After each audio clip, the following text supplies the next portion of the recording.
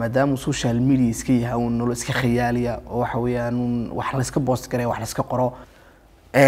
horta baraha bulshada waxa weeyaan Snapchat ma isticmaalo waxaan aaminsanaa Snapchat in dumar loogu talagalay haddii waxa weeyaan aan u bareero inaan dhaw lacag baan samaynayaa way ii fududahay boqolkiiba boqol aad bay ugu fududahay adiga ahaan ama aniga ahaan ma jirayo qof intuu soo baxo family-giisa ka soo baxo waxa weeyaan noloshiisa uu ilaawo wallahi wajiga qofka waxa muuqaalaha waa laga arki karaa farxadda iyo ducada waxa weeyaan xisto si waxa weeyaan wixii day loo ogaado qofkii inuu gaaray aaminaadii iyo la kacabsiga ka muuqanayay baraha bulshada markaas suuliisa wixii loo arkay idoodii aanu gudbinay horta waan ka farxiyaa qofkii haddaan dhaho qofkan baa dhibaataysan dadkiina way ka wada naxayaan qofkiina raashin xoog intana kuwa iyadoo rooba xilligan maxaan ku fadhiisiyay rooba adaa dhalay أنا دل صدق حدا مسلم ديننا هاي ضد ولا لا ديننا هاي أقوم بانا هاي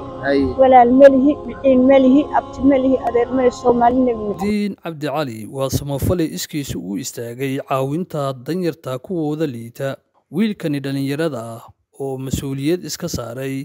inuu ka warhayo hooyooyinka danyarta ah iyo aabayaasha iyo qoysas kasta oo duruufaha adag ay ku gadaaman yihiin in aad qof ka farxisaa oo aad caawisaa agoonta waxa ay ka dhigan tahay in aad hantisay furihii jannada sida diinteena lagu sheegay ugu hela sadaqa ugu horeysa muraad kale hadaad leedahay waxyaabaha lagu hela sadaqa ugu horeysa cabsida maanta adduunka caam yeeshay waxyaabaha lagaga badbaadiyo ugu badan sadaqa kowka haddaba ma doonaysaa inaad ogaato xogaha la xiriireen samafale Nasruddin Cabdi Cali iyo sida uu masaakiinta kuwooda duruufaha adag ay haystaan uu caawiyo amaba xogahooda u helo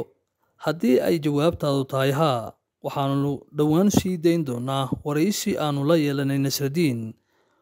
oo aanu ka waraysan doono